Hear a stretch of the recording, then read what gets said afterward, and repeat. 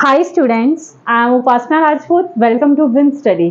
तो स्टूडेंट्स कैसे हैं आप सब? आई होप आप सब अच्छे होंगे। तो आज हम स्टार्ट करने जा रहे हैं एक्सरसाइज 4.3 का क्वेश्चन नंबर 5। तो स्टूडेंट्स स्टार्ट करते हैं। हमें क्वेश्चन नंबर 5 में क्या बोल रहा है? बोलता है is it possible to design a rectangular park of perimeter 80 metre and area 400 metre square, if so find its length and breath.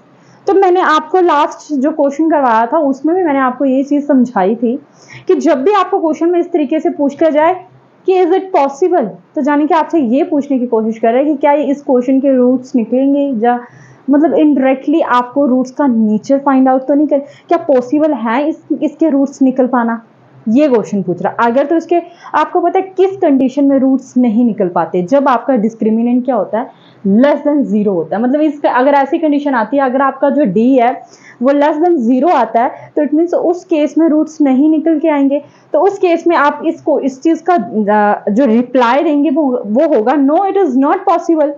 अगर निकल आते हैं तो आप लिखोगे यस इट इज पॉसिबल, और देना है भाई, स्टार्टिंग में पूछा उन्होंने तो हम नजरअंदाज तो नहीं कर सकते इनके सवालात को, ठीक है।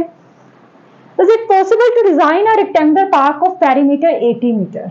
बोलता है एक रेक्टेंगुलर पार्क की बात की गई है। जाते होंगे सभी पार्क में या नहीं पता है मुझे, सब जाते हैं। देखिए इस तरीके से एक रेक्टेंगुलर पार्क है, बना दिया हमने। बोलता है उसका पेरीमीटर 80 मीटर दिया है। अब आपको अच्छे से पता है पेरीमीटर क्या होता है, ये साइड की चीजें होती है, ये यहाँ से लेके यहाँ तक ये सारा क्या है, पेरीमीटर है। तो जाने कि इसका पेरीमीटर कितना दिया हमें, 80 metre and area 400 metre square. अच्छा जी, ये जो एरिया ये आपका एरिया ही है, और ये आपको कितना दिया गया, 400। और ना तो हमें इसकी लेंथ पता है और ना ही हमें इसकी ब्रेथ बताई गई है। तो जाने कि हमें इस क्वेश्चन में फाइंड आउट करने के लिए लेंथ भी दी गई है और ब्रेथ भी दी गई है। चलो फटाफट से अपने काम लिख लो क्या दिया है इस क्वेश्चन में। एक तो हमें पूछा है कि रूट्स हैं या नहीं है, तो एक क्वेश्चन तो हमें ये देना है, दूसरा हमें लेंथ फाइंड आउट करनी है और ब्रेथ करनी है, ठीक है। तो करें क्वेश्चन को स्टार्ट। ऐसा लग तो नहीं रहा कि एनर्जी बड़ी लो सी लग रही है मेरी, है ना? क्या करूँ, गर्मी बहुत ज्यादा है, और फिर सोचती हूँ कि अगर मैंने एक ही क्लास में पूरे एफर्ट्स लगा दिए तो बाकी बेचारे बच्चों को क्या होगा।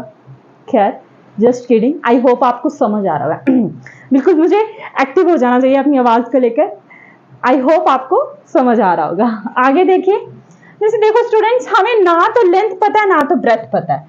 अब नहीं पता तो क्या ही कर सकते हैं, पर जो पता है मैं आपको अक्सर बोलती हूँ कि जो हमें नहीं दिया गया उसकी शिकायत करने से अच्छा है जो दिया गया है उसका शुक्राना करें।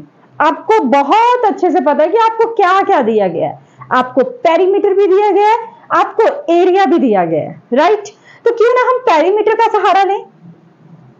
तो आपको पता है perimeter of rectangular, perimeter of rectangle कितना दिया बेटा, 80 मीटर दिया। कहीं मैंने गलत तो नहीं समझा, 80 दिया ना पेरीमीटर, यस। अब आपको पता है पेरीमीटर ऑफ रेक्टेंगल का formula 2 into length plus breadth होता है, और ये किसके इक्वल है, 80 की इक्वल है। अच्छा जी, अब देखिए L plus B is equal to 80 upon 2, 2 1 सा 2, 2 40 सा 80, जाने कि L प्लस बी कितना आ गया आपका, 40 आ गया।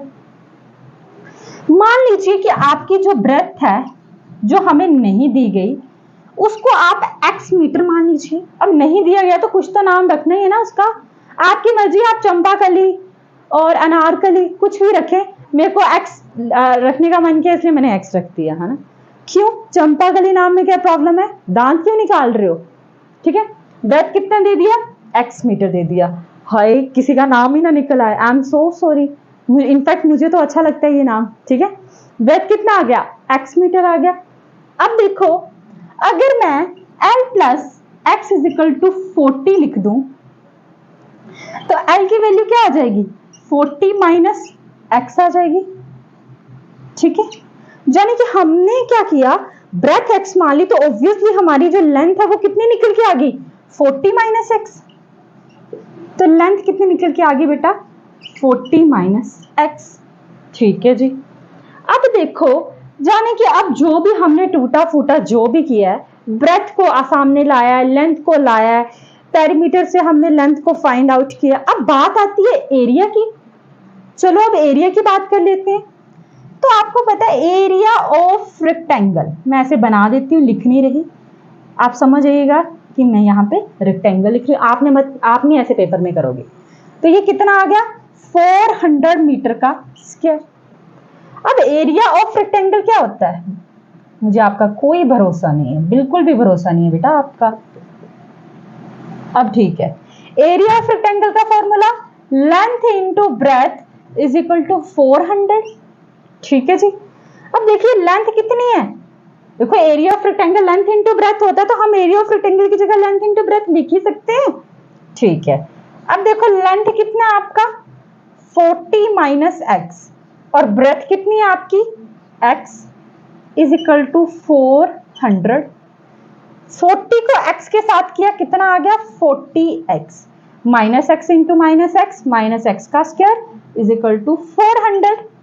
इधर आ जाइए, क्या बोलते हैं माइनस एक्स का स्क्वायर प्लस 40x, और ये इस साइड आ गया तो कितना आ गया, मैं इस पे इरेज कर रही हूँ, माइनस 400 इज इक्वल टू 0। ठीक है, समझ आ गया। अब आपको अच्छे से पता है, क्या पता है आपको, हमें तो कुछ नहीं पता है ना, आपको सब पता है बेटा। जैसे कि आपको पता है कि हम यहाँ पे इस केस में माइनस को कॉमन ले लेते हैं, तो क्या करते हैं, अगर आपने माइनस कॉमन ले लिया तो इक्वेशन जो प्लस में है वो माइनस में हो जाती है, इस तरीके से X square minus 40x plus 400 is equal to 0। ठीक है, ये आ गया। अब जिसके साथ कुछ नहीं 1 लगा देते हैं, a is equal to 1, b is equal to minus 40, c is equal to 400। ठीक है, वैसे एक बात बोलूं मैं, ठीक है मैं आपसे लाइक नहीं मांगती हूँ कुछ, या सब्सक्राइबर या कुछ भी ऐसी चीजें क्या डिस्कस नहीं करती हूँ, but it does not mean कि मुझे अच्छा नहीं लगेगा कि आप मुझे लाइक ना करें। कर दिया करो अगर आपको क्वेश्चन समझ आ जाता है तो, अगर आपको मेरे लेक्चर पसंद आते हैं तो किया करो लाइक यार, मुझे नहीं याद रहता ये सारी चीजें बोलने का। ठीक है, क्योंकि मैं इन चीजों को इंपॉर्टेंस ही नहीं देती। खैर देनी भी चाहिए है ना, मुझे भी ऐसे लग रहा है। नोट कीजिए साथ साथ में, मैं तो आपको टाइम दे रही हूँ नोट करने का।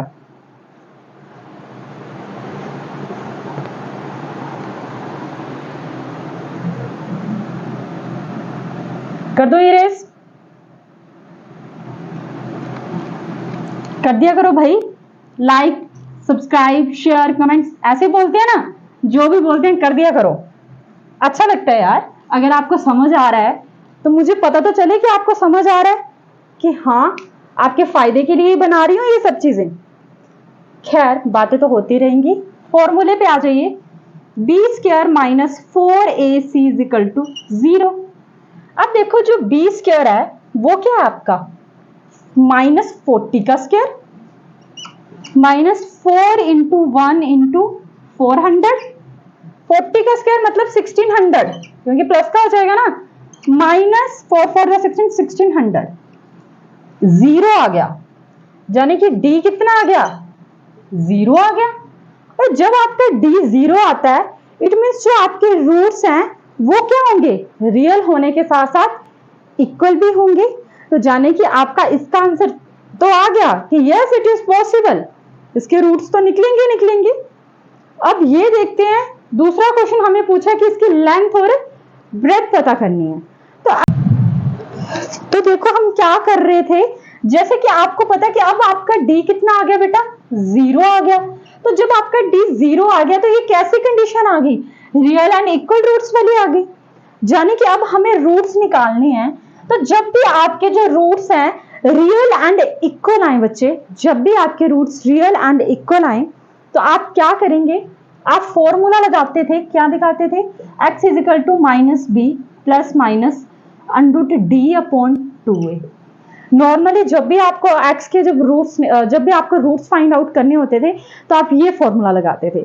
लेकिन मैंने आपको पहले भी एक चीज बताई है कि जब भी ऐसी कंडीशन आए कि आपका डिस्क्रिमिनेंट 0 आ जाए, यानी कि d आपका 0 आ जाए, तो जब आपके रूट्स रियल एंड इक्वल हो तो आप ये फॉर्मूला जरूर लगा सकते हो, x is equal to minus B upon 2a वाला, क्योंकि आपको पता है कि जो आपका d है वो वैसे भी 0 आया, तो ये कंडीशन तो आप कैंसिल होगी, तो बचा क्या आपके पास माइनस बी अपॉन 2a तो बचा, तो डेफिनेटली ये वर्क करता है। अब आपको पता है b कितना है आपका माइनस, ऑलरेडी फॉर्मूले में है, तो b आपका माइनस 40 अपॉन 2 इंटू 1, ये कैंसिल आउट हो गया, तो क्या बचा 40 अपॉन 2, 2 1 जा 2, 2 20 जा 40, और ये कितना आ गया 20। अब दूसरे रूट्स निकालने का फॉर्मूला भी सेम यही है, और सेम ही करेंगे तो वो भी कितना आ जाएगा 20, यानी कि आपकी x की दो वैल्यू आई है और दोनों ही कितनी आई है 20 20 आई है। और आपको पता है कि आपने 20 माना किसको था, ब्रेथ को माना था, यानी कि जो आपका ब्रेथ है वो कितना आ गया 20 आ गया, कितना आ गया 20 आ गया। और आपने लेंथ क्या मानी थी बेटा 40 माइनस एक्स, तो देखो जो आपने लेंथ मानी थी वो क्या मानी थी 40 माइनस एक्स, यानी कि 40 माइनस 20, और लेंथ कितनी आ गई 20। अब आपने एक चीज नोटिस करी कि लेंथ भी आपकी 20 है और ब्रेथ भी आपकी क्या है 20 है, तो यानी कि हमें क्वेश्चन में रेक्टेंगल नहीं दिया गया था, हमें स्क्वायर दिया गया था, यानी कि जो वो पार्ट था वो कैसा था स्क्वायर की शेप का था, और स्क्वायर भी अपने आप में एक रेक्टेंगल ही है, समझ आ गया। तो इट मींस जो वो पार्ट दिया गया था क्वेश्चन में हमें बेटा वो क्या था एक स्क्वायर ही था, तभी तो लेंथ और ब्रेथ क्या आई बराबर आई, और जिसकी सारी साइडें बराबर होती हैं वो क्या होता है हमारा स्क्वायर होता है। अगर इसकी लेंथ और ब्रेथ अलग अलग आती तो क्या होता हमारा रेक्टेंगल होता। लग गया पता। तो आई होप स्टूडेंट्स कि आपको मेरा ये क्वेश्चन समझ आया होगा और आपको मेरी वीडियोस भी अच्छी लग रही होंगी। अगर आपको मेरी वीडियोस अच्छी लग रही है तो प्लीज मेरे चैनल को सब्सक्राइब करें, अपने फ्रेंड्स के साथ भी जरूर शेयर करें, and thank you so much मेरी वीडियोस को देखने के लिए।